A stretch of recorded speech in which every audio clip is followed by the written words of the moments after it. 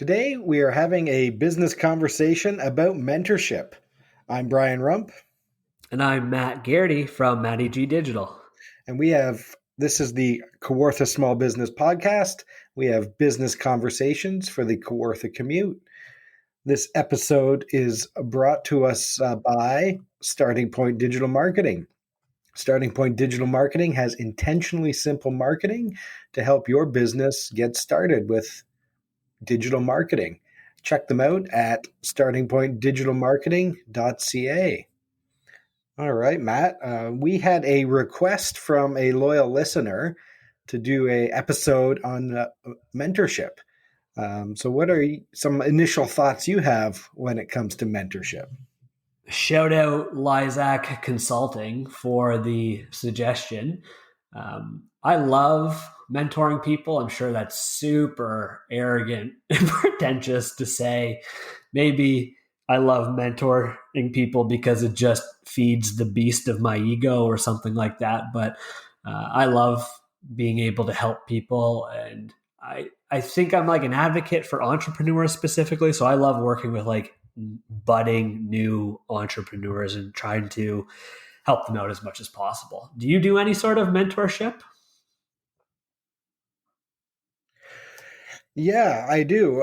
So it's an interesting conversation because I think from a mentorship standpoint, I don't think what I've done I've called mentorship, and I think that I have a very specific moment in my career where I decided to be a mentor and realized that how needed it was.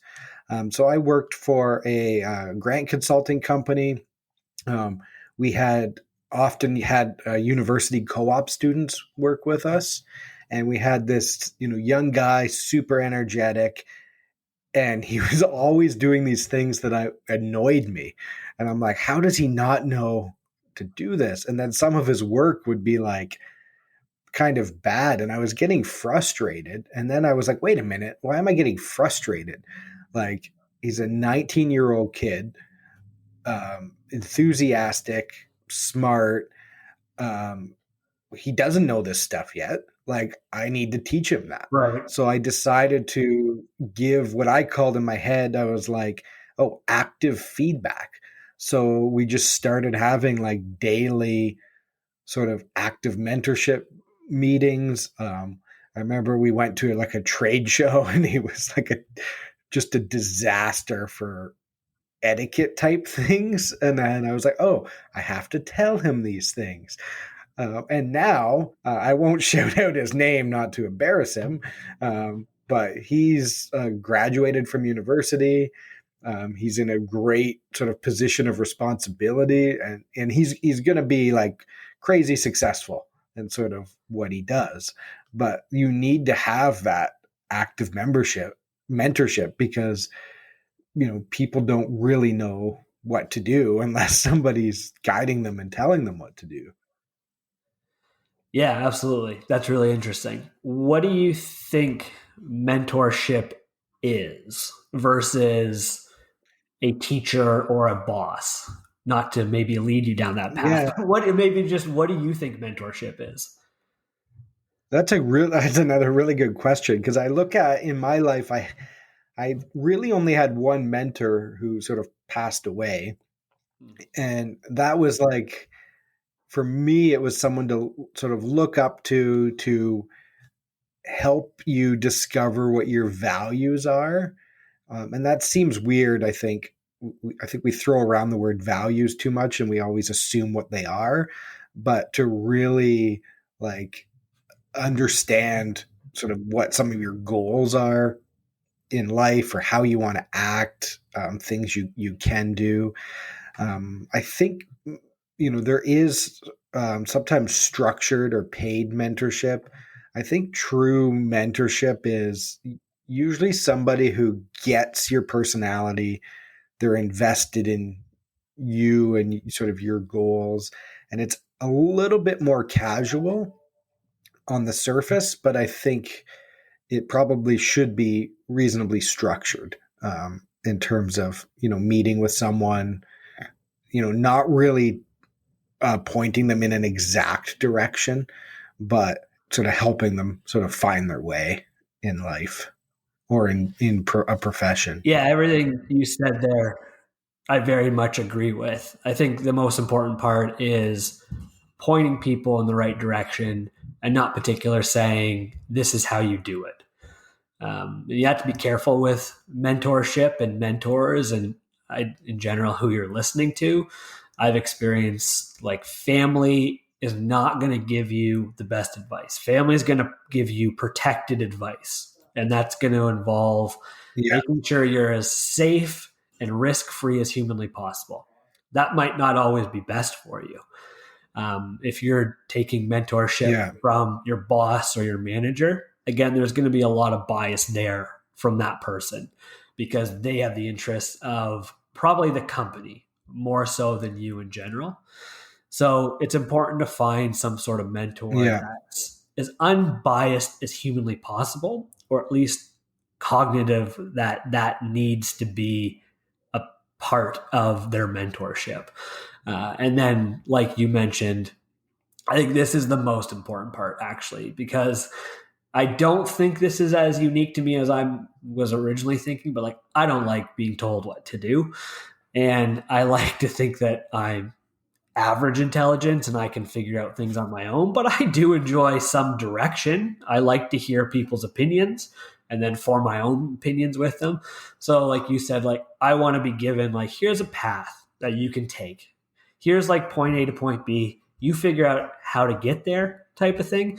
And I think that's really important because like you said, everyone's going to be a little bit different and you need to kind of play to everyone's interests and personality and all those different types of things. So mentorship is that it's more of like finding what people excel at, getting those people to focus on those certain areas, giving them like a rough idea of like where they're supposed to go and then just maybe giving them the tools to get there or working with the tools that they have to get to that point on their own.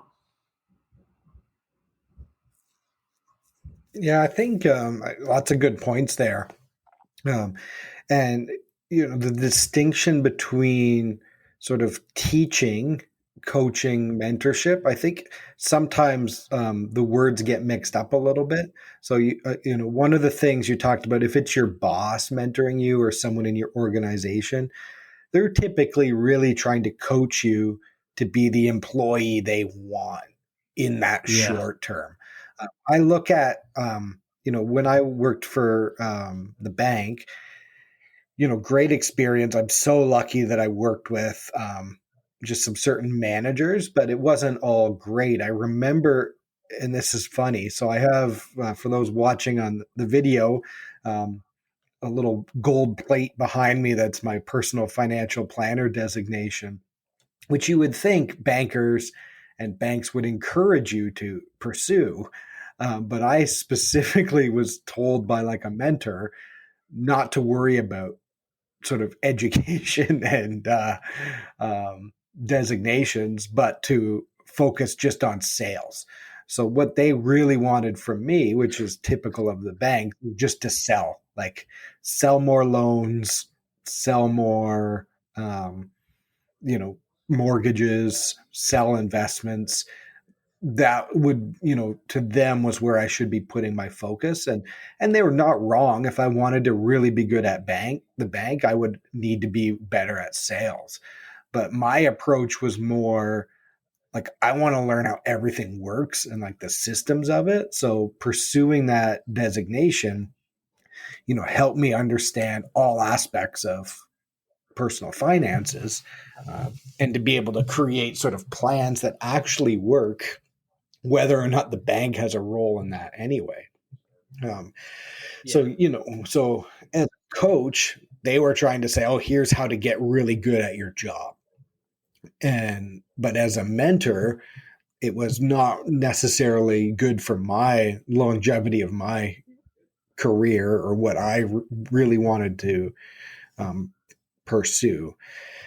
And teaching, on the other hand, I think teachers sometimes fill the role of coach and mentor and teacher, Mm. but teaching in its purest form is usually just teaching you those systems and background information. When I teach at Fleming College, I think there's definitely some students you end up with a connection and a mentorship sort of role. You keep in touch with them after they graduate, but that's not sort of the expectation with every student. Not everyone wants that. Not everyone's a fit with your personality. Not every student knows what they want to do in life or what direction they want to go in. So it's not always sort of a fit for mentorship. Yeah, like a teacher is there to follow a curriculum and teach about certain aspects of whatever the topic is. Mentorship usually goes beyond that. It can very much delve into like personal life, relationships, values, family, all kind of like not worldly, but a lot more advice and like very like high level. These are some pointers on how I got to where I am, career wise, personal wise, teaching. And I'm not a teacher, of course, but my experience is that like the teacher is there to advise on the topic that they've been given. So it is usually quite different. Yeah, and I think just on that with the mentorship, it's the understanding. Um, I think the long term perspective for who they're mentoring. So, like teaching, and I find it in the classroom. There's everyone's rushing to try to like graduate or get a high mark on this assignment, and they focus on the short term, or they want to just get a job like in their field, or they want to sort of hit that success. But as a mentor, you can, with some of those students, really help them see the long term. I know you've hired now several of my former students that I've introduced you to, and you're sort of helping mentor them and grow in a business context. But I see all of them as like huge long-term future potential. And sometimes they don't see that themselves. They looking short term, how do I get sort of a job for now? And I see it as how do you find a good job or a fit to sort of practice the skills and things you're good at, because long term you have a huge ceiling, and you want to see them pursue that. Yeah, and those people that I've started working with too, they're often right out of school and looking for like legitimate full-time employment. And everyone's kind of been there in a different degree. All these employers want experience, 2 to 5 years experience. How are they going to get that anywhere else, besides like going back to a job that they don't want, that's not going to progress them, that's not going to develop them? So I like the idea of being able to give these people some experience to kind of build however they want, and start to develop. And I've done it started doing it a little bit differently of late, because I originally, when I first started like mentoring people, it was through the I think it's economic development portion of Kawartha Lakes, through their summer mentorship program. And at first I felt like really out of place because I got in there and I was like the youngest mentor there by, I don't think I'm exaggerating when I say 30 years. So I was like, oh, what do I know versus these guys? But I actually then started to realize, and now more so than ever, that I was a voice that people really wanted to hear because I was the youngest mentor there by 30 years. So there was a little bit more Yeah. relatability to it, if that's a word. So, like I've talked about imposter syndrome a lot before too. And at first, it was still challenging, like talking to some of these people and like mentoring them. But at the same time, like they are still looking up to you. You are in some cases 5, 10 years older. Some cases not even, like you're a year or two older. I think I mentor one person that's that I'm younger than too, actually, which is kind of interesting. But when I first started too, it was, I think I went too hard on a lot of people. as in like I wanted to be that mentor for them, Mhm. and I maybe pushed them a little bit, not too hard, but I got really excited about the idea that there is this budding new entrepreneur. And I was like, sweet, I'm going to take them under my wing. I'm going to do all I can for them. And I'm going to check in on them as much as humanly possible. And there's a time where I think I may have almost broken three of them in hindsight, where it might have been like too much of a Yeah, push. But that's a also, but also through that, I realized yeah. I like think it, that push was what those people needed, and like almost breaking them, honestly, in a way, I think helped all three of them because they recognized like the role that they're in is actually kind of perfect for them. Meaning, like they were looking to be the agency owner on their own, freelancer, and then kind of realized there's a lot to it. Like they're excellent writers, they're excellent content editors, they're excellent social media people, but then they realized there's a lot more to this. The accounting side of things, the finance side of things, the process planning, selling, marketing became like a little bit too much for them, all three of them, I think. And they kind of realized, you know what, I really like this idea of working not under you, but just like the way this works and structured. Like I'm a contractor, I'm a freelancer, I can take work from you when I like it. I need to find more people like you that will just kind of feed me work. Or as one other woman said at one point, I'm like her agent, where I just go out and find her work. yeah, And they liked that. And I think from everything I've yeah, gathered and knowing them the last couple of years, like they're in really good spots now mentally because like they don't have that pressure of like trying to build all this of like an agency on their own or anything. And I've told them they still have a business, they still have a company. It's just different. They're the freelancer and they need to find other like agency type of owners. And like they're still on their own, they're still business owners. It's just not in the same structure that they originally set out for. So I'm very aware of how that worked. And I don't know if it's maybe now like my own time and capacity or those experience in the past, but I'm approaching mentorship a lot differently now. yeah. That's really interesting. The pushing towards that failure, because I think what happens with that mentor, and sometimes you have to watch it, and you can't in a way get too frustrated, or you realize some people will fail a few times, or it takes them a while to get some of those things that they need to do, but understanding some of those things early is a huge benefit. I have a just a note to talk about the economics of mentorship, and I Mm, think having the right mentor who does that, saves a lot of time. So if you look at those maybe younger people or people you did that with and who have now figured out a business model that works for them and their skills and what they want to do, you might have saved 2 or 3 years of them struggling to try to um, do everything, or maybe they need the agent that they work with who just feeds them the work that they like, and that's good, and now they don't have to go out and sell and market themselves.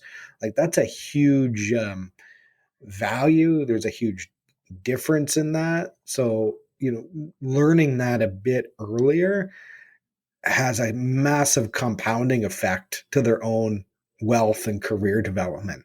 Um, you know, Focusing on what they're good at. So this goes back to, we've talked before about who, not how, and focusing on your unique ability as a person and as a professional. And the earlier you can do that, I think the more successful you're going to be. And a good mentor can really help with that. yeah. What are some challenges you've experienced as a mentor? I think for me, there's a little, I've got a lot better at it. And I think it's something that I think when you're younger, it's hard to really think like, oh, I'm a mentor. And I kind of hate using the term of that. I think I'm getting to the point in my life and in my network where I have enough young people who I'm like huge fans of. Like, I want to see them, like, I see them all as better than me and are going to be more successful than I was at their age. And like, I expect them all to surpass me sort of quickly. But the challenge is maybe coming up with that structure.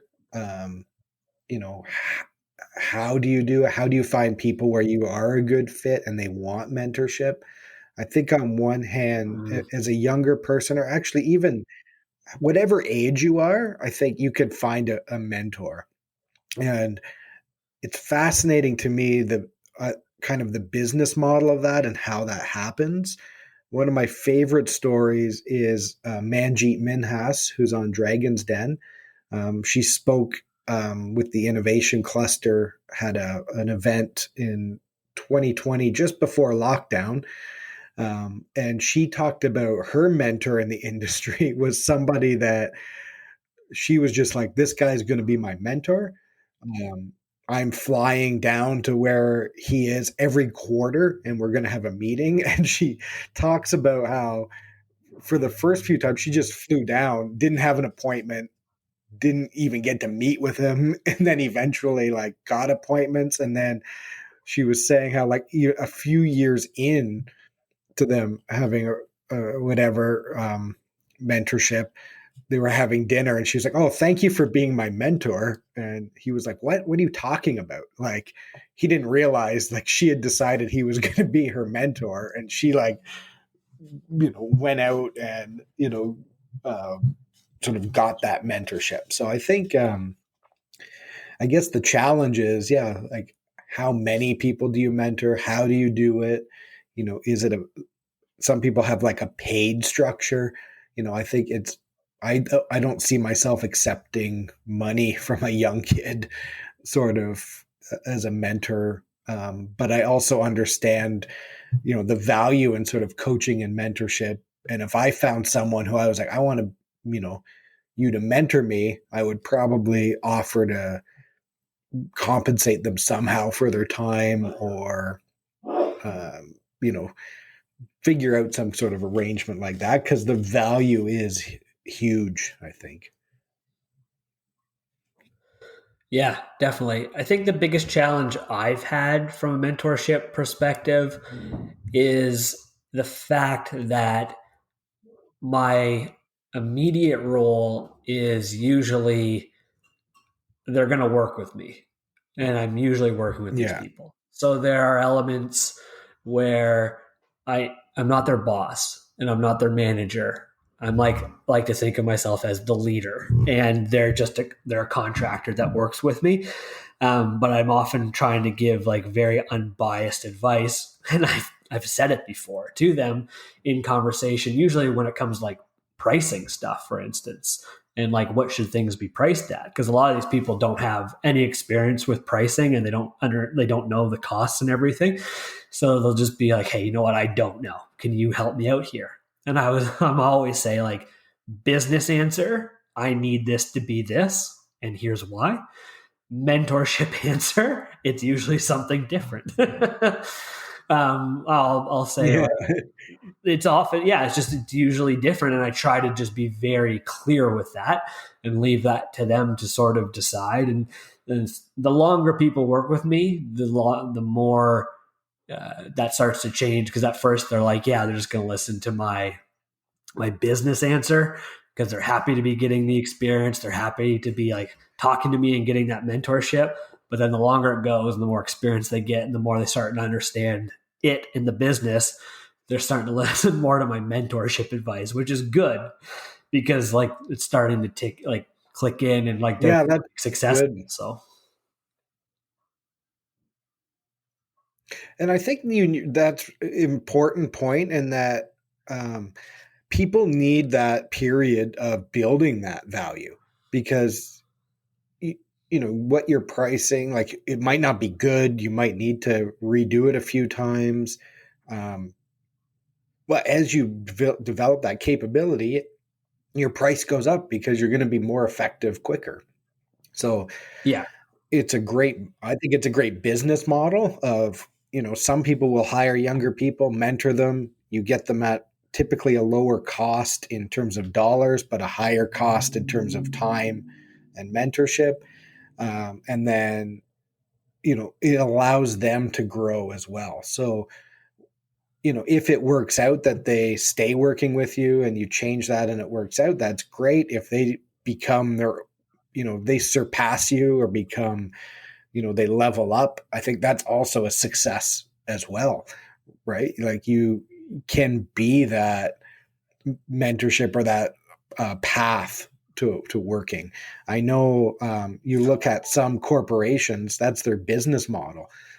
They will hire every kid they can out of certain business programs. Like you look at like U of T has a finance program.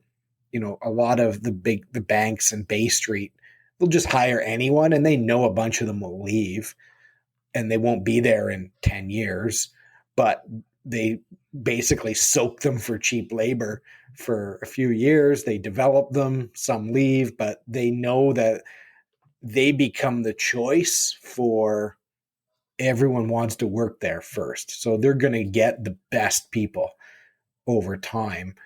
And that's just part of what their model is. So, whereas other people might not hire anybody with no experience, they're going to pay a bit more, but they want them coming out of sort of a place where they've been developed and trained. Yeah, and I guess it all depends on your own expectation as an employer. Do you want to be spending time in developing someone to maybe ideally become better than you? Or do you want just someone like a soldier in the trenches that's going to follow orders and do what you want? You probably at that point need to hire someone you don't want to spend Yeah. any time developing them. But if you're an advocate for what you're doing and you understand that honestly, competition is so good for you, and I'm becoming more aware of this because good people doing the work as a competitor only helps you because it gives your industry and what you do a better name. I'm like I feel so strongly about this right now. So like ideally, and I'm not kidding. I don't want to sound Yeah. like I'm being like I'm just making this up, but I tell like everyone I start working with, like from a mentor perspective, like I hope that they get bigger than me one day. I hope that they get so busy that they turn around and they're like, this bearded guy's an asshole, and I don't have time for him. I'm just like too busy growing my own business. But then I hope they look back on the time that I was with them fondly and like I leave a good legacy with them. And they know, like, you know what, he was really helpful. He really did try to push me, not even push me because I don't push people, but like to just guide me in the right direction. And I always want them to look back as they're competing with me now to be like, you know what? Matt was really great to me this whole time. And like there's like mutual respect and Yeah. admiration for each other. So Yeah, no, I love that. And I think that's really key. And I also think like one of my values and it's surround yourself with people you think are better than you. And you can do that with younger people. A colleague of mine a few years ago, we were going through a hiring blitz and we were hiring people.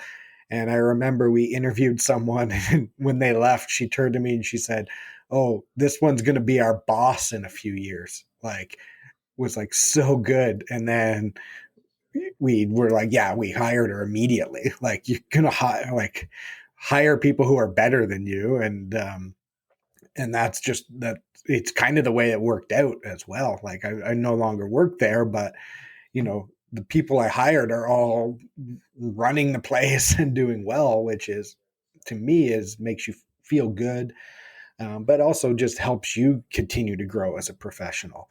It's a great strategy if you're just looking for the labor in the trenches that you can exploit, maybe sacrifice them a little bit.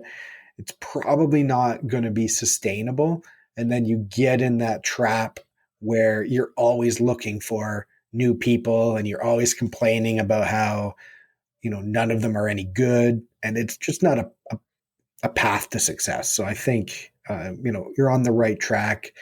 You know, building people up, doing that mentorship is great.